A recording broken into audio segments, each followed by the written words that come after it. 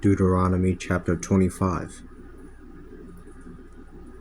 If there is a dispute between men and they take it to court for the judges to decide, let them proclaim as innocent the righteous and as guilty the wrongdoer. If the guilty man deserves to be beaten, then the judge will have him lay down and beaten in front of him, giving him the number of lashes that his crime deserves. He can be given up to 40 lashes, but no more than that. For if he is given more than that, your brother might be shamed in your sight.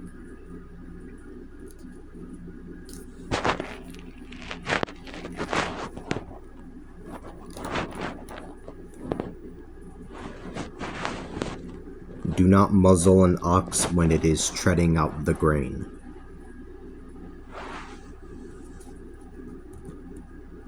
If brothers are living together and one of them dies without having a son, then the widow of the deceased is not to marry outside of the family. Her husband's brother will take her as his wife and thus perform the duty of her husband's brother. The first son will bear the name of the deceased brother, so his name not be extinguished in Israel. The first son will bear the name of the deceased brother, so his name not be extinguished in Israel. However, if the man does not want to marry his brother's wife, let the brother's wife go to the elders of the town at the gate and say, My husband's brother refuses to ensure the continuance of his brother in Israel. He will not perform the duty expected of a husband's brother.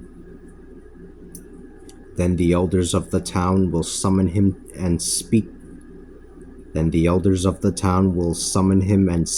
to him. If he continues to say, I will not marry her, then the brother's widow will come up to him in the presence of the elders, take off one of his shoes from his feet, and spit in his face, saying, This is what a man deserves who will not build a house for his brother. His family will be known as the family of the unsandaled one. His family will be known as the family of the unsandaled one in Israel. If two men are fighting and the wife of one of them comes forward to try to rescue her husband from the man who is beating him, and she reaches out and grabs him by his private parts, you shall cut off her hand. You are to show her no pity. You are not to have two different weights in your sack, one heavy and the other one light. You are not to have two different measures in your house. You are not to have two different measures in your house, one large and the other one small. You must have accurate and honest weights and measures so that you may live a long time in the land that the Lord your God has given you. For anyone who does these things, who deals with others dishonestly, is an abomination to the Lord your God.